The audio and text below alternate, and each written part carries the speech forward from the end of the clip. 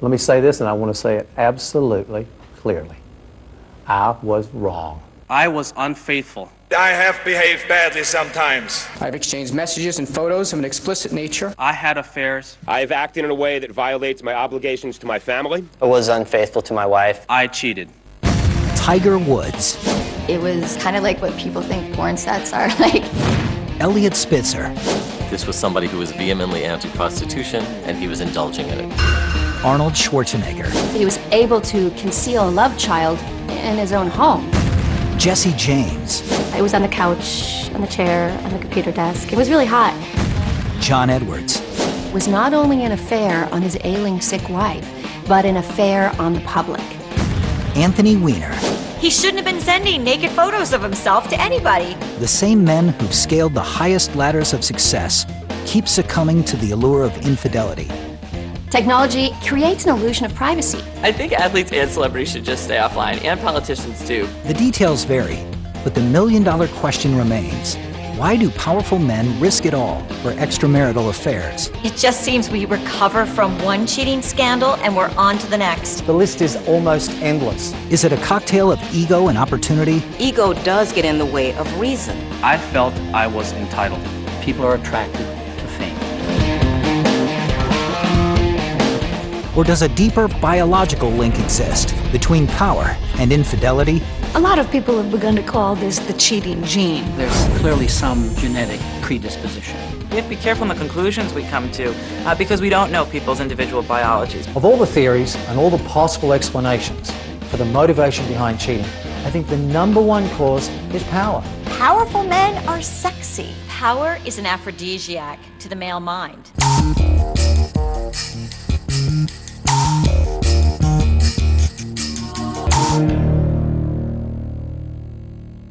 I did not have sexual relations with that woman. In January of 1998, President Bill Clinton publicly denied allegations of a sexual relationship with White House intern Monica Lewinsky. He made the country believe that this was a ridiculous accusation. 4 months and 1 federal investigation later, he came clean. Indeed, I did have a relationship with Miss Lewinsky that was not appropriate. In fact, it was wrong. People in power cheat. We've always known that people do that. The only thing that's changed is that the media has really exposed them. With movers and shakers getting caught with their pants down at an unprecedented rate, the public can't help but wonder, why do powerful men cheat? There are no species that are sexually monogamous for life. It's the thrill value. Constant temptation, women throwing themselves at them. When you're a sports star or an actor, everybody expects it, but all the men who are in politics are the ones who distress me the most. That sex drive just grabs them, and that's it. Their judgment goes out the window. Elliot Spitzer, his stunning fall from grace linked to an alleged prostitution ring. From those to whom much is given, much is expected. I am deeply sorry that I did not live up to what was expected of me. From the beginning, Elliot Spitzer's was a life marked by high expectations. Elliot Spitzer was born in the Bronx, the youngest of 3 children. During family dinners, they were expected to talk about current events, they were expected to know about politics, and they were expected to be successful. Elliot Spitzer had a terrific education. He went to the Ivy League School of Princeton, then he went to Harvard Law School, where he met his future wife, Silda. After law school, Elliot and Silda moved to New York City, where they both worked for very prestigious law firms. The couple married in 1987. 2 years later, Silda gave birth to their first of 3 daughters. Shortly after that, Silda decided to give up her career as a lawyer. She said that she wanted to focus on her family. Elliot, on the other hand, continued his legal ascent, moving between the private sector and the public sphere before becoming New York State Attorney General in 1998. He was dubbed the Sheriff of Wall Street. He said he was standing up for the little investor, and so he went after a lot of the very big names and corporations. He seemed to really care about the common man, his constituents. But this crusader's choice causes would eventually lead to his own undoing. In 2003, he brought a suit against a Queens company that was promoting sexual trips to faraway places. A year later, his bust of a New York prostitution ring led to the arrests of 18 offenders. Was a fairly big progression in his fight against prostitution, which at that point he had pursued pretty heavily. Spitzer's political career was on the rise. and in November 2006, he was elected governor of the state of New York. What a wonderful night this has been across this nation for people who value good values and judgment. Spitzer was pretty well liked as the New York governor. He really had the most perfect public image that I don't think anybody could really see crashing and burning the way that it did. But crash and burn it would, and it all started in the fall of 2007 with a bank transaction. He called a vice president at North Fork Bank and asked if his name had to be attached to a money transfer. It was a $10,000 transfer, and it sounded a little suspicious. And that's when the FBI got involved. They were investigating into it to see if there were somehow bribes involved with Spitzer's administration. The wiretap led the FBI to a conversation in which Elliot Spitzer had called the Emperor's Club VIP on February 13th, 2008, in which he hired a call girl to come to the Mayflower Hotel in Washington, D.C. They found out that Spitzer was carrying on with a high-end hooker named Ashley Dupree. Emperor's Club VIP was an international escort agency, and Dupree, who went by Kristen, one of its call girls. The Mayflower incident with Ashley Dupree turned out not to be an isolated incident. Reportedly, Spitzer had been using prostitutes since he was Attorney General, and he had spent up to $80,000 on prostitutes through the years. This was a man who was so against prostitution, and yet was dabbling in it on the side. On March 10th, 2008, Silda stood by her husband's side as he apologized publicly. I have acted in a way that violates my obligations to my family, and that violates my or any sense of right and wrong. He was doing the right thing by admitting to hypocrisy, wrongdoing, and 2 days later he stepped down. The public reveled in the contrast between Spitzer's highbrow wife and lowbrow lover. But what struck most as inexplicable is readily explained by psychoanalysts. Spitzer is definitely a textbook example of a guy who has fallen into the Madonna whore complex. The Madonna in the Madonna whore complex refers to the man's idealized version of his mother. Not Madonna the rock star, but Madonna the Virgin Mary, the pure woman who becomes the wife and the mother, particularly, of the children. He sees her as virtuous and pure, so much so that the idea of having sex with her is like unthinkable. The man splits women into the good woman in the kitchen, the mother figure, and the bad girl. The idea of the whore is also going to depend on what his idea of whore is. It's not necessarily literally a prostitute. It's just what he envisions as someone that is not wholesome, or is naughty, or is dirty. And so he needs two women to fulfill those separate roles.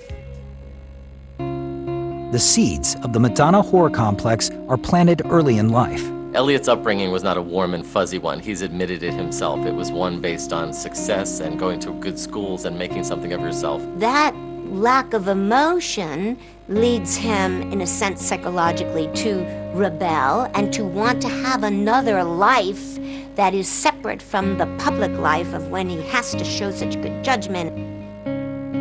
The impulses that characterize Madonna whore complex can lay dormant for years. They can get triggered at a time in life when the partner, the female partner, becomes more maternal in her roles and in her life. So conceivably, her leaving her career, being with kids, could have been the trigger if that's what's going on with him. Once the dust settled, the Spitzers re-emerged as a united front. They have attended marriage counseling, which is something that Silda was open about them doing. He's clearly a focused, newfound Elliot Spitzer who was really determined to make that family work. Yet not every marriage rocked by infidelity is able to reclaim its game. All that I have done, I am so sorry. I was unfaithful. I had affairs. I cheated. Tiger Woods didn't mince words in 2010. I am deeply sorry for my irresponsible and selfish behavior. He said he was sorry, he said all the right things, but it was just way too late. Less than 3 months had passed since allegations surfaced of the golfer's extramarital affairs. But in those 3 months, Woods had gone from revered to reviled. Tiger Woods had such a squeaky clean image. He was the guy on the Wheaties box. That's what makes what happened so scandalous. For almost 15 years, the only thing cleaner than Tiger's image was his impeccable game. He was raised almost to be this machine, this golf machine. It was a reputation engineered by Tiger's late father, Earl, but sustained by the golf prodigy himself. His father really pushed him from a very young age to get involved in golf and cultivated his skill and his sort of phenom status as a young child, and he really played a giant part in Tiger's life. The duo's persistence paid off. When Tiger Woods first went pro in the 90s, everybody wanted a piece of him and they paid him a lot of money. Because of the endorsements and being a professional golfer so young, Tiger Woods didn't really get to go out and party and be a wild child in his 20s like a lot of people. He really had to be buttoned up and very wholesome. It was an image upheld by Swedish model Elin Nordegren, who Tiger married in 2004. Elin was this sort of picture of European supermodel perfection. She did seem like the perfect fit for Tiger Woods. A daughter, Sam, was born in 2007, followed by a son, Charlie, in 2009. The impression of this beautiful family was that nothing could go wrong. They were living the American dream. The other impression of this couple was that they were a little bit boring. They were both very private people. I mean, clearly, Tiger was very good at hiding things. The number of mistresses varies, according to reports, but the scandal indisputably started in 2009 with 3 crucial digits, 911. What's your emergency? I need an ambulance immediately. I have someone down in front of my house. They hit a pole. This was the first piece of the puzzle to crack, and what followed shocked everybody. Conflicting reports included one in which Elin angrily chased Tiger with a golf club, leading to the accident. What Elin was allegedly responding to was a tabloid report that Tiger had been having an affair with Rachel Yucatel. Rachel Yucatel was mistress number 1, and she was a sort of high-profile VIP cocktail waitress, more or less, at a club in New York. Following the accident, reporters started to jump on this story, and then women started to come forward talking about their affairs with Tiger. Veronica Daniels, an adult film star and dancer, was one of them. You know, he had come to the nightclub I was working at inside the Bellagio. He had like this, you know, it was pretty much called Tiger Stable. And everybody at the club was like, yeah, he really wants to meet you. And I'm like, okay. I mean, I pretty much knew what was gonna happen. The couple went back to Tiger's suite. It was kind of like what people think porn sets are like. I was just like, wow. For like a good few minutes, I had no conscience whatsoever. I wasn't thinking about anything except for how good it felt. I think that what's really interesting is how many of his mistresses thought that they were the only one. We started having feelings for each other, and the whole "I love you" and going to bed in the same bed, waking up, holding each other, having breakfast, just like that stuff that you do when you're a couple. Tiger didn't keep the details of his marriage from Daniels. Yeah, there'd be times where he'd be on the phone with her, and I'd be laying right next to him. Their affair continued for 4 years until that November day in 2009 when the lid came off of Tiger's secret. The world's best golfer and possibly the most famous athlete on the planet out of the hospital tonight after a car crash early this morning. Oh my God, this is happening. It's happening now, and it's happening big. More women have stepped forward saying they have had affairs with the world's top golfer. Every day there was a new one. I'd never seen the tap drip for this long without somebody stopping it. I'm like, please don't say my name. Please don't say my name. I said my name. I just wanted to die. I wanted to die. The public scrambled for an explanation of how Tiger could have maintained such a prolific sex life without getting caught. A research study conducted in Stockholm in 2008 potentially provides the answer. There's a very particular gene that about 40% of men actually have. The presence of allele 334, dubbed the cheating gene, often indicates a propensity toward discord within a relationship. There is a cheating gene. A certain percentage of men have this one gene that says, I find it hard to bond with a woman, I'm going to look for more women. But that doesn't mean that the person's automatically going to cheat. They're simply predisposed to it. Alleles are versions of genes responsible for determining traits.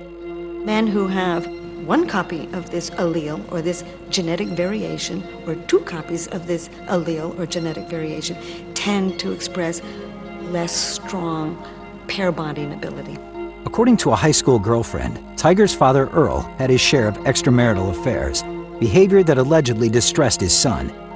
A great many children of alcoholics are terribly upset as children and as teenagers and vow that they will never drink and then do turn into alcoholics themselves. So it's not altogether surprising that a father who had the biological propensity to be adulterous would create a son who has the same. It's interesting that these cheating, powerful men usually come from cheating, powerful fathers. It's an explanation that provided little solace for Tiger's fans. Tiger's game has been dreadful since this scandal broke. A lot of people thought his personal life would change. Very few people thought his professional life would change. How wrong they have been. And Tiger wasn't the only figure whose clandestine actions did a number on his game. I have no idea who that baby is. I honestly have no idea.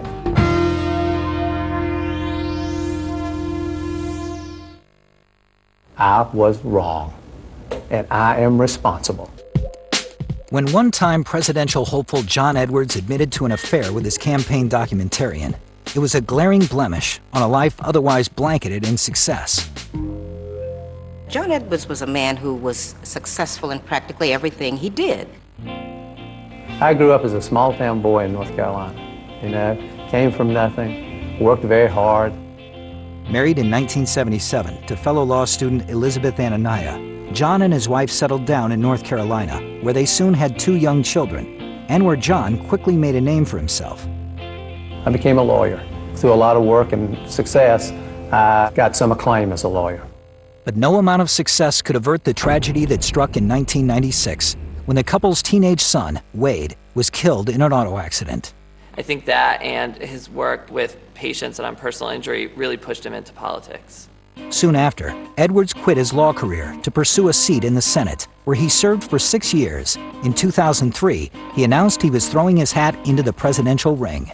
A lot of people really liked John Edwards. He had a beautiful family. He had his long-term wife, Elizabeth, who was totally supportive, who campaigned with him and was, by some accounts, the mastermind behind his success. A lot of people thought he had a kind of Kennedy-esque charm about him. They thought he was going to be the new face of the Democratic Party.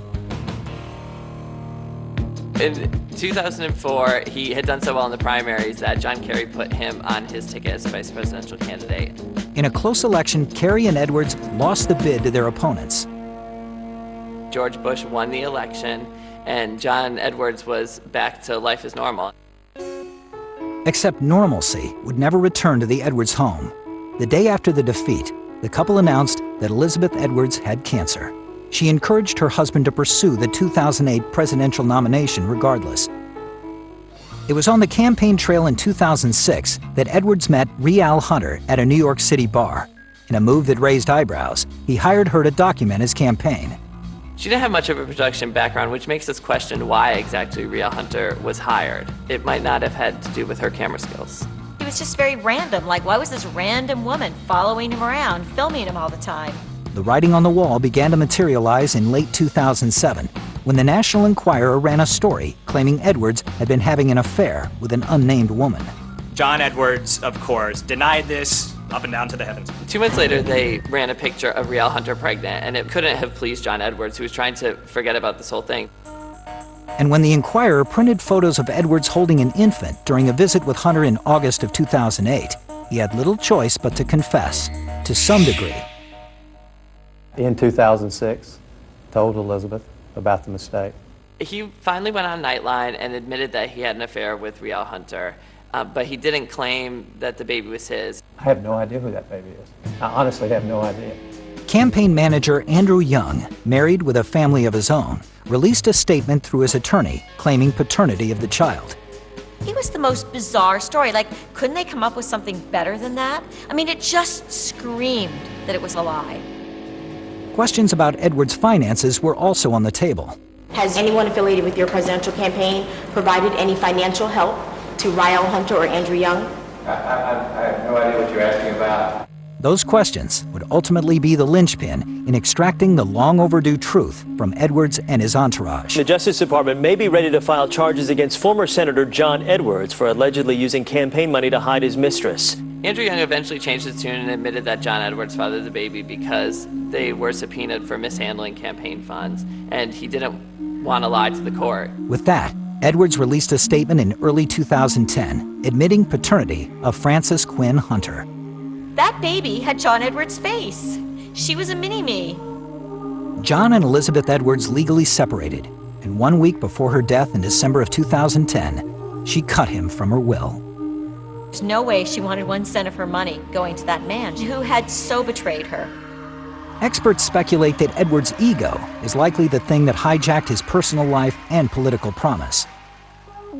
The very things that you need in order to be hugely successful is a healthy ego, a huge degree of narcissism, an ability to take the dings and shots that come at you, and an ability to take risks. Those are the same things that help you have affairs. An overinflated ego is first and foremost caused by the entourage that surrounds powerful people and celebrities. People were telling me, oh, he's such a great person, such a great lawyer, such a talent. You're going to go, no telling what you'll do. And this was when I was 31 years old. All of which fed a self-focus, an egotism, a narcissism that leads you to believe that you can do whatever you want. Ego's not quantifiable. There's no real test we can say, oh, you have a healthy ego or you have an unhealthy ego.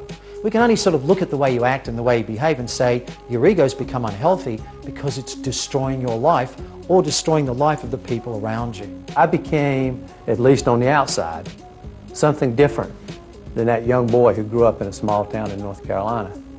And because that young boy would never have done this, never thought about doing it. In the case of USA versus Johnny Reed Edwards, he faces up to 30 years in prison for charges including conspiracy, false statements, and acceptance of illegal campaign contributions. John Edwards' reputation will never recover. Once we find out who this man really was, he's unelectable. I think what will most be remembered sadly about John Edwards is that he cheated on his wife who had cancer. We're going to forget all about the work he did as a lawyer, his work in Congress, his work on the presidential campaign, because he made this monumental mistake. Politicians, particularly when they're based in Washington, they're part of a bubble. And when that bubble bursts, media scrutiny awaits. I'm not going to talk about this anymore. I'm going to get back to the conversation I care about. You vote yes if you believe yes. You vote in favor of something if you believe it's the right thing. New York Congressman Anthony Weiner seemed to have it all. A flair for politics. I will not yield to the gentleman, and the gentleman will observe regular order. The gentleman will observe regular order. A sense of humor. It is true it's difficult having this name. It is simply in my neighborhood not easy to be named Anthony. And a bright future. Anthony Weiner certainly had a good shot at becoming mayor. He'd already raised about $4 million for the campaign. Anthony Weiner seemed to know from a young age that he wanted to be a big shot in politics, and he did whatever he had to do to get there. In 1991, at the age of 27, he became the youngest councilman in New York City history. 7 years later, he earned a coveted seat in the House of Representatives. He was seen as somebody who was very aggressive for his constituents, very aggressive for the causes that he believed in. In July of 2010, Weiner married Huma Abedin, an aide to Secretary of State Hillary Clinton. She's, lovely and elegant and brilliant and widely respected throughout this town, so obviously opposites attract. His words would prove all too ironic. On May 28, 2011, Weiner used the social networking website Twitter to send a photo to a college student in Seattle. He first tweeted a picture of his underwear clad nether regions to a woman, thinking he was sending it to her privately, but it really went out publicly, and as soon as he realized his mistake, he deleted it from Twitter. Weiner's office released a statement saying the congressman's Twitter account had been hacked, that he was the victim of a prank. This is a prank, not a terribly creative one. Over the weekend, Weiner himself tweeted this: TiVo shot, FB hacked, is my blender gonna attack me next? Anthony Weiner chose to kind of laugh it off. Conservative watchdog Andrew Breitbart refused to let the story die, and the questions kept coming. I am not going to permit myself to be distracted by this issue any longer. All you have to do is say no to that question. You are free. You're very good at... You're not following her on Twitter. Say no to the question. Why don't you let me do the answers and you do the questions? As soon as you answer the question asked you, sir, we will. He was angered and annoyed by the persistence of the press. Love to get an answer. That would be reasonable, right? You do the question. That'd be reasonable. You do the questions. I do the answers, and this interrupts me. How about that as the new rule of the game? They don't want to talk about some boring government thing. They want to talk about his penis on Twitter. And when BigGovernment.com published shirtless photos that Weiner had purportedly sent to a second woman, the congressman was forced to lie down in the bed he'd made. Over the past few years, I have engaged in several inappropriate conversations conducted over Twitter, Facebook, email, and occasionally on the phone with women I had met online. He had gotten married less than a year before the scandal broke, so it was really strange that this man who had just been married is flirting with women on the internet. Is it technically cheating? I guess it depends on how you define cheating, but it's crossing lines that can definitely lead you in that direction. And it is a relationship. There's a person at the other end of it. 2 days after his public apology, an X-rated photo believed to be of Weiner surfaced online. Weiner did not deny that it was of him. The instant that I saw the nude photo, there was no way that he could continue his career. On the same day, the media caught wind of news that Weiner's wife Huma was pregnant. Oh, God, like the poor lady. You know, him sending pictures out while his wife's pregnant, it just makes it like that much worse. There were calls for his resignation, even among fellow Democrats. Pressure mounted for Weiner to step down. I think that was really one of the things that made him eventually throw in the towel. So today I am announcing my resignation from Congress. Yeah! Bye-bye, pervert! Weiner and Appadine say they'll remain together. She's been photographed with him. She's even been seen holding his hand.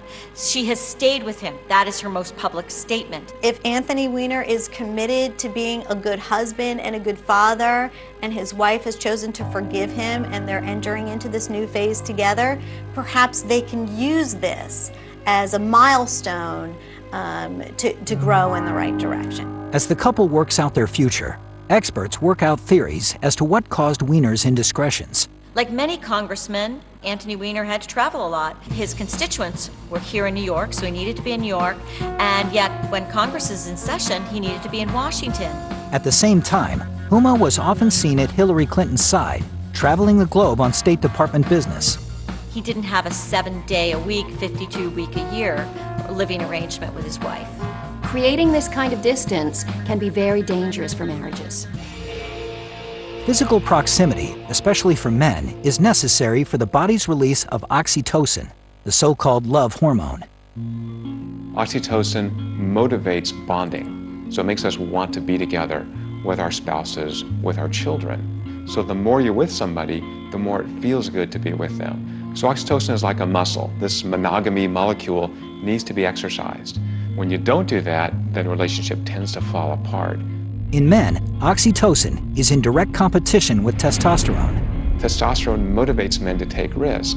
Now add that on to men who are off doing a project for 3 months somewhere, and they're not exercising that monogamy muscle, not releasing oxytocin when they see their wife or children, and you have a recipe for disaster. They get lonely and they feel entitled to fulfill their emotional as well as their sexual needs.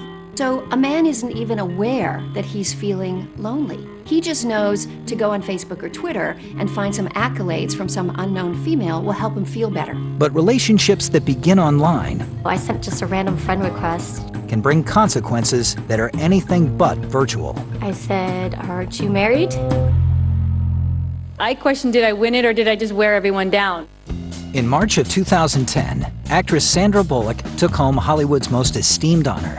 Sandra Bullock finally stopped being the B-list Julia Roberts. Sandra Bullock became the biggest star in the world. She and husband Jesse James shared an intimate exchange before she walked on stage to accept her statue. I'd never divulge what Jesse said unless he divulged it first. Hollywood's sweetheart would soon find out that her mogul husband had been bringing home prizes of his own. I turned on the TV and there he was. And I was like, oh my God, I was sleeping with this guy and he's making this lady look like a complete idiot. 10 days after Sandra's heartfelt acceptance speech, In Touch magazine dropped a bomb, almost literally. Tattoo model Michelle Bombshell McGee claimed she had an ongoing affair with Bullock's reality star husband. She not only told them she was having an affair with Jesse, she had evidence. She gave them emails, text messages. He was caught. It was everything Sandra's fans and loved ones had feared when she began dating the tattooed biker 6 years earlier. The fact that these two got together was really, really surprising. Yet, where status is concerned, the couple had more in common than meets the eye.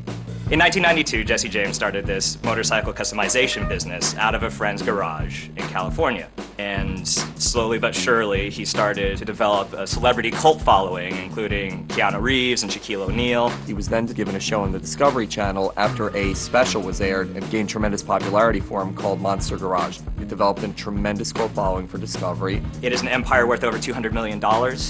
He has estimated himself to be worth over $100 million. And he became a celebrity, a mega celebrity actually, because he really came up during the rising age of reality and became huge through that avenue. The couple exchanged vows in 2005, with one partner taking them more seriously than the other. I wanted to model for his company, West Coast Shoppers, and so I sent just a random friend request, and he responded right back with a personal message. His response was, "Hey, it's me, Jesse." I'm like, "No." "Yeah, right, funny. I thought it was an assistant or somebody." And he goes, "No, it's me, Jesse. Here's my phone number. Give me a call."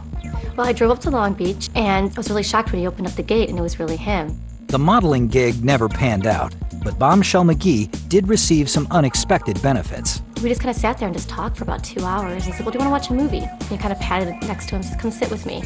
And then he did like the whole 14-year-old thing and put his arm around me and tried to kiss me. And that's when I stopped him and asked him about Sandra.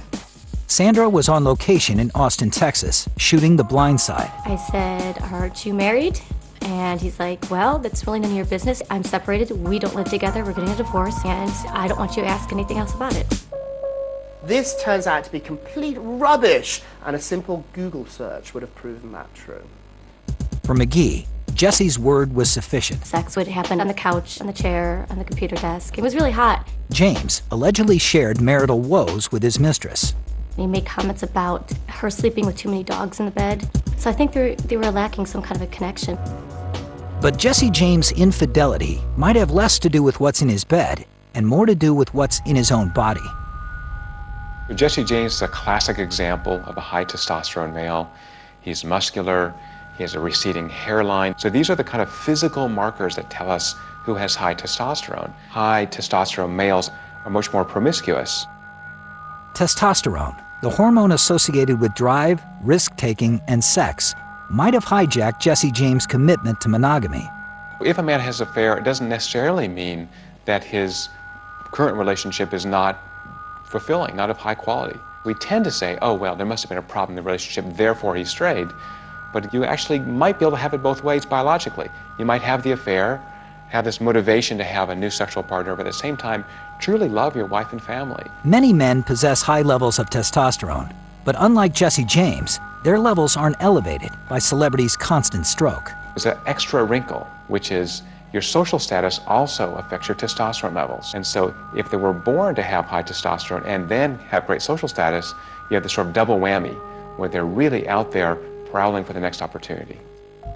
In an interview with ABC's Nightline, James offered up his own explanation for his cheating ways. You know, I was petrified of my dad. Football star, bike builder, TV star. All that stuff is a huge smoke screen so people won't see that I'm a scared, abused kid. He tried to use it as a crutch to say, well, here's what happened to me as a child. I'm sorry I'm a little screwed up in the head right now.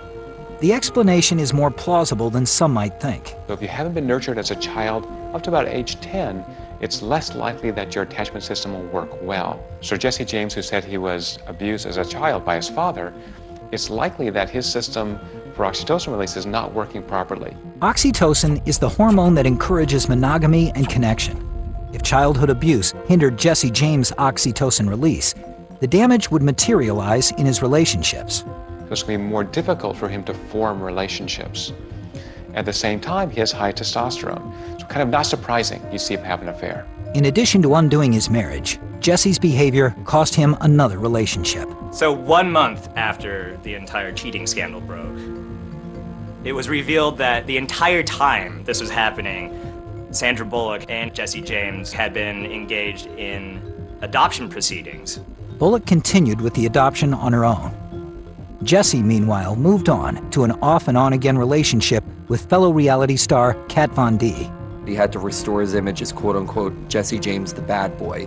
But restoring an image in the wake of infidelity is easier for motorcycle moguls than it is for politicians. He will never, ever run for elected office in this country again. I have behaved badly sometimes. Yes, it is true. Arnold Schwarzenegger fesses up about a secret love child. According to the LA Times, the former governor has a 10-year-old child, and the mother is not Maria Shriver. In 2011, Arnold Schwarzenegger shocked the world with news that he'd fathered a child with a member of his household staff. When people found out that Arnold had had a child with the housekeeper Patty, what shocked them the most was not necessarily Arnold had not been faithful, but the fact that he was having sex with the woman that made his bed every day. Austrian-born Schwarzenegger went from portraying himself in 1977's documentary Pumping Iron to arriving full force on the big screen in 1982, playing the title role in the runaway hit Conan the Barbarian. He seems a very unlikely person to make it as a movie star in America. However, he proved us all wrong. It wasn't long before Arnold's star and his reputation as a ladies' man were on the rise. He has a long history of womanizing. In the early 70s, he made a comment that was published in We magazine that he had participated in orgies. So he was not only into women, but he was into multiple women at the same time.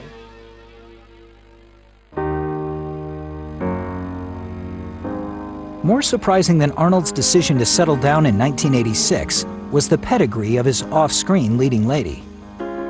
For him to marry into the Kennedys, to marry Maria Shriver, I think it pretty much stunned the world. Maria is a Kennedy. This woman has the Democratic blanket wrapped around her so many times, and Arnold is a Republican and certainly very proud to be one too. Political differences seemed surmountable for the couple, who went on to have 4 children. And in 2003, Arnold announced his candidacy for governor of California. It was a move that would catapult his legacy to new heights at a price. When you run for office, that is when the spotlight shines on you. You want to see a real bright spotlight run for governor or president. In what was dubbed Gropegate, the Los Angeles Times printed allegations by 6 women of sexual misconduct by Schwarzenegger, extending back as far as 30 years. Isn't it odd that 3 days and 4 days before the campaign, all of a sudden all these women want to have an apology? Isn't it odd? Charges from the women were settled or dropped, and the Terminator, dubbed the Governator, became the first foreign-born governor of the Golden State. Among his first orders of business was a public expression of gratitude toward his wife. I want to thank her so much for being the greatest wife and the most spectacular partner. And I know how many votes I got today because of you. It just seemed like this storybook marriage between the biggest movie star, arguably of all time, and a family member from the most famous political family of all time. That changed on May 9, 2011, when Schwarzenegger and Shriver released a statement announcing their decision to separate. This took everybody by surprise. However, what followed in the next couple of weeks was shocking. The Los Angeles Times broke probably the biggest scandal about Arnold Schwarzenegger of all time, and that was that he had an illicit affair with his housekeeper, Mildred Patty Bania. And as a result of that sexual congress, if you will, she bore his child, who is now 14 years old. Having an affair with somebody who's in your own house, under your own roof, and ending up with a child who may or may not look like you, who's in the house on occasion. To me, that's about like the ultimate risk-taking. She was pregnant with this child when Maria was pregnant with Christopher, which makes you wonder, were Maria and Patty Bania sharing maternity tips?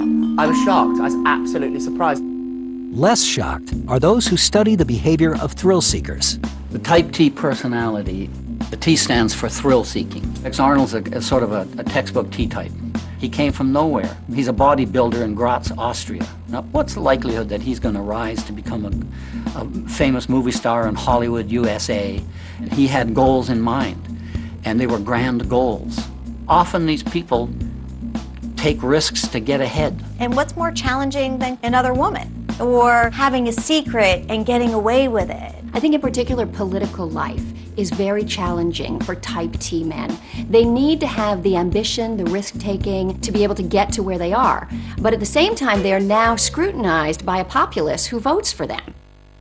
A study conducted at the University of Binghamton provides a biological theory. The DRD4 gene, like most genes, actually has 2 alleles. So we get one from our mother and one from our father.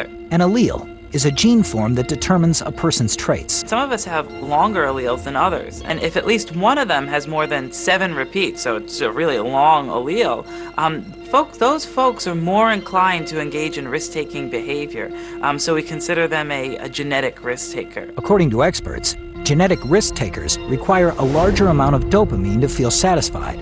Dopamine is a neurohormone released during pleasurable or thrilling activities, such as skydiving, eating, or sex. And folks with the long allele actually don't get the same rush, so they need more intense stimuli, more intense behavior to get that same pleasure response in the brain. The DRD4 study does show that there is a proportion of men who have a propensity towards one-night stands, hookups, uncommitted sexual relationships. I think we have to be careful to not diagnose people because we don't know people's individual biologies. But certainly we can look at someone like Arnold Schwarzenegger and we can say, here's a man who likes his dopamine thrills. I'm not a therapist, far be it from that, but Arnold Schwarzenegger is either completely insane or he's an absolute thrill seeker. Within days of the discovery of his adultery, he was talking about what he was going to do next. With several projects in the works, Arnold's banking on his ability to connect once again with audiences. He will no doubt continue to be a very high-paid actor in Hollywood. He'll get on the couch with Jay Leno and he'll find a way to joke about everything that's happened up until now.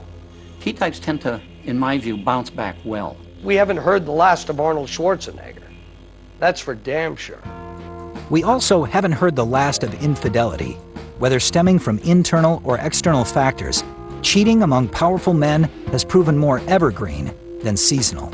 It's been happening since the beginning of man and continues on. So even though religions and governments have tried to outlaw infidelity, it's not going to disappear. We think fame is a wonderful commodity, but looking at all the people who actually embrace fame, there's 2 sides to it, and I think puts extreme stress on relationships. Power leads to increased opportunity, constant temptation, narcissism, ego, and instant gratification. Power really did destroy their perception of the world. They felt that they could control everything. The fact that they were having affairs, that somehow they could control it, keep it secret. They were incredibly out of touch, all of them.